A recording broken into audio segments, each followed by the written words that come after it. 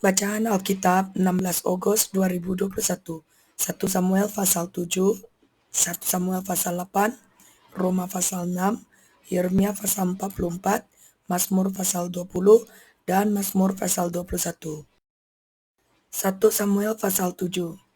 Lalu orang-orang Kiryat Yearim datang, mereka mengangkut tabut Tuhan itu dan membawanya ke dalam rumah Abinadab yang di atas bukit. Dan Eleazar anaknya mereka kuduskan untuk menjaga tabut Tuhan itu. Sejak saat tabut itu tinggal di Kiryat Yearim, berlalulah waktu yang cukup lama, yakni 20 tahun, dan seluruh kaum Israel mengeluh kepada Tuhan. Lalu berkatalah Samuel kepada seluruh kaum Israel demikian. Jika kamu berbalik kepada Tuhan dengan segenap hati, maka jauhkanlah para allah asing dan para Asyitoret dari tengah-tengahmu dan tujukan hatimu kepada Tuhan dan beribadahlah hanya kepadanya. Maka ia akan melepaskan kamu dari tangan orang Filistin. Kemudian orang-orang Israel menjauhkan para Baal dan para Asyitoret dan beribadah hanya kepada Tuhan. Lalu berkatalah Samuel, kumpulkanlah segenap orang Israel ke Mispa, maka aku akan berdoa untuk kamu kepada Tuhan. Setelah berkumpul di Mispa, mereka menimba air dan mencurahkannya di hadapan Tuhan. Mereka juga berpuasa pada hari itu dan berkata di sana, kami telah berdosa kepada Tuhan. Dan Samuel menghakimi orang Israel di Mispa. Ketika didengar orang Filistin bahwa orang Israel telah berkumpul di Mispa, majulah raja-raja kota orang Filistin mendatangi orang Israel. Serta didengar orang Israel demikian, maka ketakutanlah mereka terhadap orang Filistin. Lalu kata orang Israel kepada Samuel, janganlah berhenti berseru bagi kami kepada Tuhan Yahweh kita, supaya ia menyelamatkan kami dari tangan orang Filistin itu. Sesudah itu Samuel mengambil seekor anak domba yang menyusu, lalu mempersembahkan seluruhnya kepada Tuhan sebagai korban bakaran. Dan ketika Samuel berseru kepada Tuhan bagi orang Israel, maka Tuhan menjawab dia. Sedang Samuel mempersembahkan korban bakaran itu, majulah orang Filistin berperang melawan orang Israel. Tetapi pada hari itu Tuhan mengguntur dengan bunyi yang hebat ke atas orang Filistin dan mengacaukan mereka, sehingga mereka terpukulkanlah oleh orang Israel. Keluarlah orang-orang Israel dari Mispa mengejar orang Filistin itu dan memukul mereka kalah sampai hilir Bet-kar. Kemudian Samuel mengambil sebuah batu dan mendirikannya antara Mispa dan Yesana. Ia menamainya Ebenhazer. Katanya, sampai di sini Tuhan menolong kita. Demikianlah orang Filistin itu ditundukkan dan tidak lagi memasuki daerah Israel. Tangan Tuhan melawan orang Filistin seumur hidup Samuel, dan kota-kota yang diambil orang Filistin daripada Israel kembali pula kepada Israel, mulai dari Ekron sampai Gad, dan orang Israel merebut daerah sekitarnya dari tangan orang Filistin. Antara orang Israel dan orang Amori ada damai. Samuel memerintah sebagai hakim atas orang Israel seumur hidupnya. Dari tahun ke tahun ia berkeliling ke Betel, Gilgal, dan Mispa dan memerintah atas orang Israel di segala tempat itu. Lalu ia kembali ke Rama sebab di sanalah rumahnya dan di sanalah ia memerintah atas orang Israel dan di sana ia mendirikan mezbah bagi Tuhan. 1 Samuel pasal 8. Setelah Samuel menjadi tua, diangkatnya lah anak-anaknya laki-laki menjadi hakim atas orang Israel. Nama anaknya yang sulung ialah Yoel, dan nama anaknya yang kedua ialah Abia. Keduanya menjadi hakim di Beersheba. Tetapi anak-anaknya itu tidak hidup seperti ayahnya. Mereka mengejar laba, menerima suap, dan memutarbalikkan keadilan. Sebab itu berkumpullah semua tua-tua Israel. Mereka datang kepada Samuel di Rama dan berkata kepadanya, engkau sudah tua dan anak-anakmu tidak hidup seperti engkau. Maka angkatlah sekarang seorang raja atas kami untuk memerintah kami seperti pada segala bangsa-bangsa lain. Waktu mereka berkata, berikanlah kepada kami seorang raja untuk memerintah kami. Perkataan itu mengesalkan Samuel, maka berdoalah Samuel kepada Tuhan. Tuhan berfirman kepada Samuel, dengarkanlah perkataan bangsa itu dalam segala hal yang dikatakan mereka kepadamu. Sebab bukan engkau yang mereka tolak, tetapi akulah yang mereka tolak, supaya jangan aku menjadi raja atas mereka. Tepat seperti yang dilakukan mereka kepadaku sejak hari aku menuntun mereka keluar dari Mesir sampai hari ini, yakni meninggalkan daku dan beribadah kepada Allah lain demikianlah juga dilakukan mereka kepadamu. Oleh sebab itu, dengarkanlah permintaan mereka, hanya peringatkanlah mereka dengan sungguh-sungguh dan beritahukanlah kepada mereka apa yang menjadi hak raja yang akan memerintah mereka. Dan Samuel menyampaikan segala firman Tuhan kepada bangsa itu yang meminta seorang raja kepadanya. Katanya, inilah yang menjadi hak raja yang akan memerintah kamu itu. Anak-anakmu laki-laki akan diambilnya dan dipekerjakannya pada keretanya dan pada kudanya, dan mereka akan berlari di depan keretanya. Ia akan menjadikan mereka kepala pasukan 1.000 dan kepala pasukan 50. Mereka akan membajak ladangnya dan mengerjakan penuaian baginya. Senjata-senjatanya dan perkakas keretanya akan dibuat mereka. Anak-anakmu perempuan akan diambilnya sebagai juru campur rempah-rempah, juru masak dan juru makanan. Selanjutnya dari ladangmu, kebun anggurmu dan kebun zaitunmu akan diambilnya yang paling baik dan akan diberikannya kepada pegawai-pegawainya. Dari gandummu dan hasil kebun anggurmu akan diambilnya 1/10 dan akan diberikannya kepada pegawai-pegawai istananya dan kepada pegawai-pegawainya yang lain.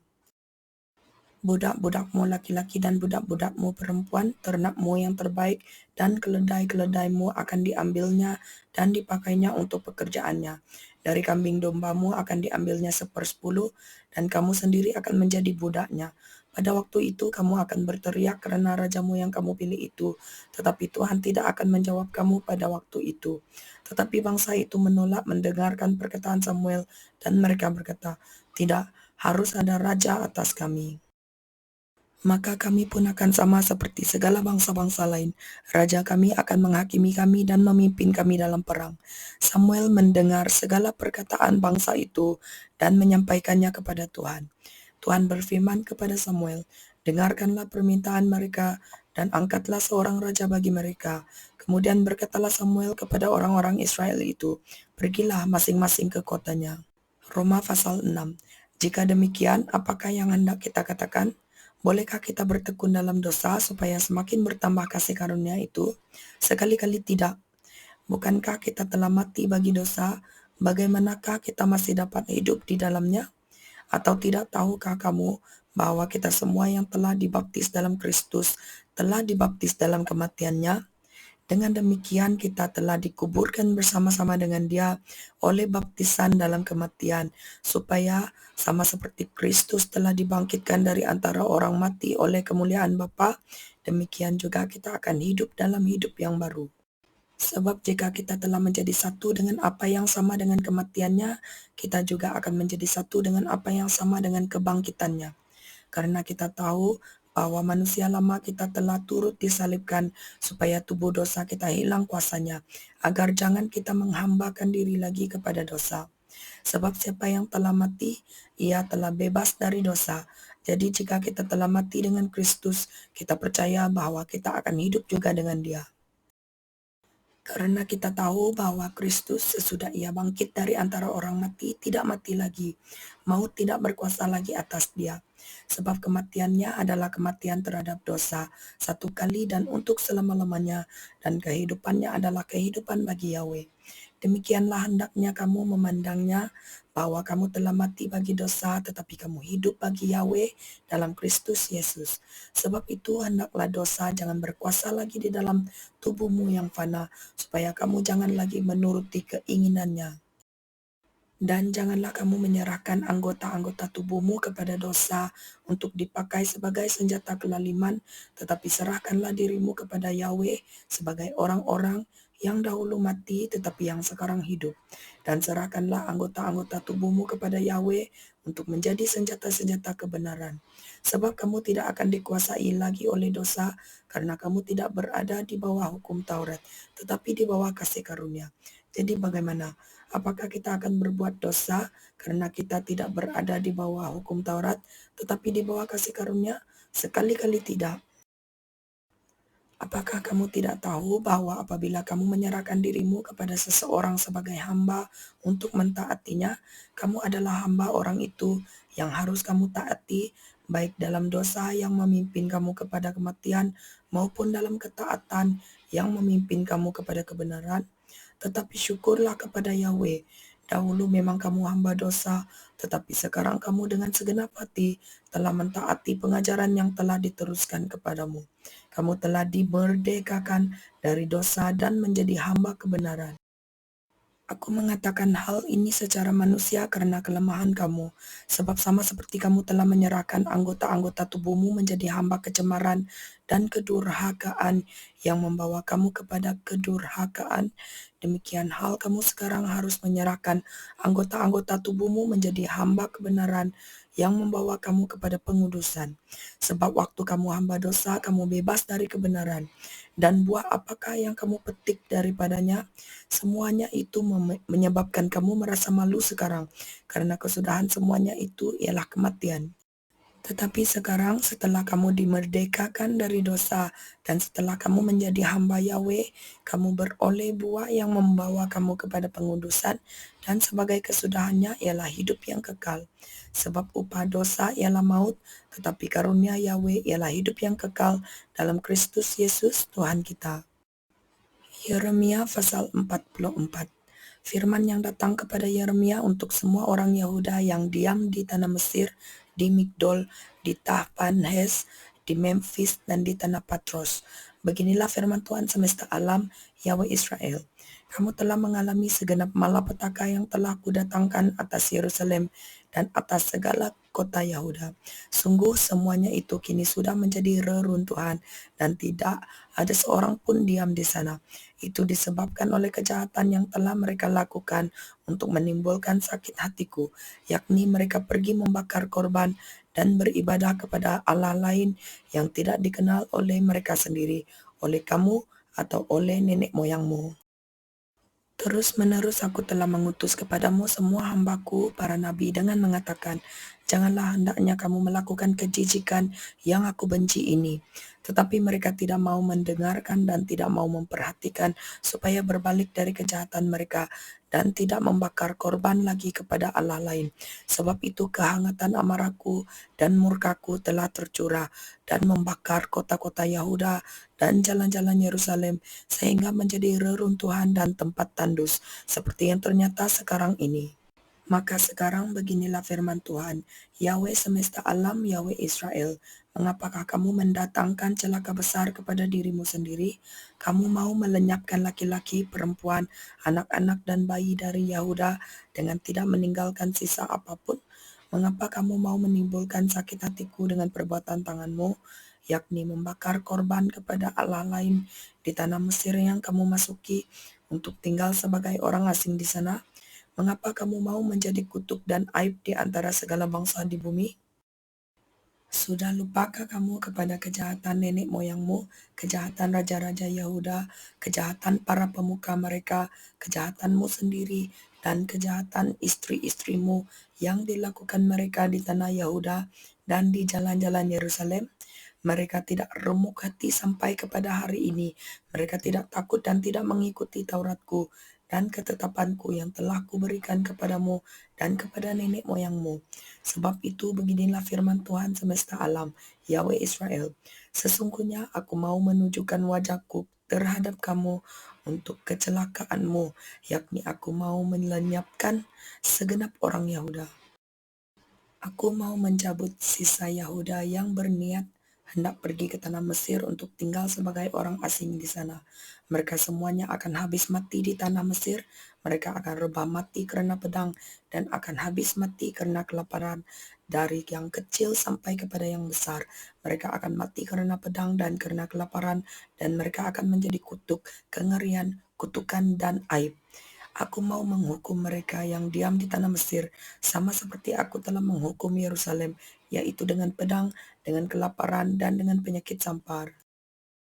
Sehingga dari sisa Yahuda yang telah pergi ke tanah Mesir untuk tinggal sebagai orang asing di sana, tidak ada seorang pun yang terluput atau terlepas untuk kembali ke tanah Yahuda, kemana hati mereka sangat rindu untuk diam di sana lagi. Sungguh mereka tidak akan kembali kecuali beberapa orang pengungsi. Lalu menjawablah kepada Yeremia semua orang laki-laki yang tahu bahwa istri mereka membakar korban kepada Allah lain, dan semua perempuan yang hadir di sana, suatu kumpulan yang besar, yakni segala rakyat yang diam di tanah Mesir dan di Patros, katanya, "Mengenai apa yang kau katakan demi nama Yahweh kepada kami itu, kami tidak akan mendengarkan engkau, tetapi kami akan terus melakukan segala apa yang kami ucapkan, yakni membakar korban kepada Ratu Surga dan mempersembahkan korban curahan kepadanya, seperti telah kami lakukan, kami sendiri dan nenek moyang kami, dan raja-raja kami, dan pemuka-pemuka kami di kota-kota Yehuda dan di jalan-jalan Yerusalem. Pada waktu itu kami mempunyai cukup makanan, kami merasa bahagia dan tidak mengalami penderitaan. Tetapi sejak kami berhenti membakar korban dan mempersembahkan korban curahan kepada Ratu Surga, maka kami kekurangan segala-galanya dan kami dihabiskan oleh pedang dan kelaparan." Lalu perempuan-perempuan itu menambahkan, "Apabila kami membakar korban dan mempersembahkan korban curahan kepada Ratu Surga, adakah di luar pengetahuan suami kami bahwa kami membuat penganan persembahan serupa dengan patungnya dan mempersembahkan korban curahan kepadanya?" Sesudah itu berkatalah Yeremia kepada segenap rakyat itu, kepada laki-laki dan perempuan, dan kepada semua orang yang telah memberi jawab kepadanya itu, katanya, "Justru korban yang dibakar di kota-kota Yehuda dan di jalan-jalan Yerusalem oleh kamu sendiri, oleh nenek moyangmu, oleh raja-rajamu, oleh pemuka-pemukamu, dan oleh rakyat negeri, tidakkah itu yang diingat Tuhan dan yang diperhatikannya? Tuhan tidak tahan lagi melihat perbuatan-perbuatanmu yang jahat dan kejijikan yang kamu lakukan. Oleh kerana itu, negerimu pun telah menjadi reruntuhan, kengerian dan kutuk tanpa penduduk, seperti yang ternyata sekarang ini. Kamu telah membakar korban dan kamu telah berdosa kepada Tuhan, tidak mendengarkan suara Tuhan, dan tidak mengikuti Tauratnya, ketetapannya, dan peraturannya. Itulah sebabnya malapetaka ini menimpa kamu, seperti yang ternyata sekarang ini." Kemudian berkatalah Yeremia kepada segenap rakyat dan kepada semua perempuan itu, "Dengarlah firman Tuhan, hai semua orang Yehuda yang ada di tanah Mesir. Beginilah firman Tuhan semesta alam, Yahweh Israel. Kamu laki-laki dan istri-istrimu, kamu telah memenuhi apa yang telah kamu ucapkan, yaitu, kami akan menepati dengan baik nazar yang kami ucapkan untuk membayar korban dan mempersembahkan korban curahan kepada Ratu Surga. Baiklah, wujudkanlah dan tepatilah nazarmu dengan baik. Maka dengarkanlah firman Tuhan, hai semua orang Yehuda yang diam di tanah Mesir.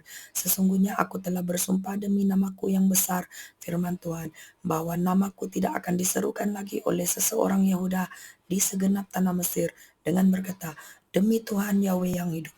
Sesungguhnya aku berjaga-jaga untuk kecelakaan mereka dan bukan untuk kebahagiaan mereka. Setiap orang Yahuda yang ada di tanah Mesir akan dihabiskan oleh pedang dan oleh kelaparan sampai mereka punah sama sekali. Hanya beberapa orang yang terluput dari pedang, jumlahnya kecil, yang akan kembali dari tanah Mesir ke tanah Yahuda. Maka seluruh sisa Yahuda yang telah pergi ke Mesir untuk tinggal sebagai orang asing di sana akan mengetahui perkataan siapa yang terwujud, perkataanku atau perkataan mereka. Inilah tanda bagimu, demikianlah firman Tuhan, bahwa aku akan menghukum kamu di tempat ini, supaya kamu mengetahui bahwa perkataan-perkataanku terhadap kamu akan sungguh-sungguh terwujud untuk kecelakaanmu. Beginilah firman Tuhan, sesungguhnya aku menyerahkan Fir'aun, Hofra, Raja Mesir ke dalam tangan musuhnya dan ke dalam tangan orang-orang yang berusaha mencabut nyawanya, sama seperti aku telah menyerahkan Zedekia, Raja Yehuda, ke dalam tangan Nebukadnezar, Raja Babel, musuhnya yang berusaha mencabut nyawanya. Mazmur pasal 20.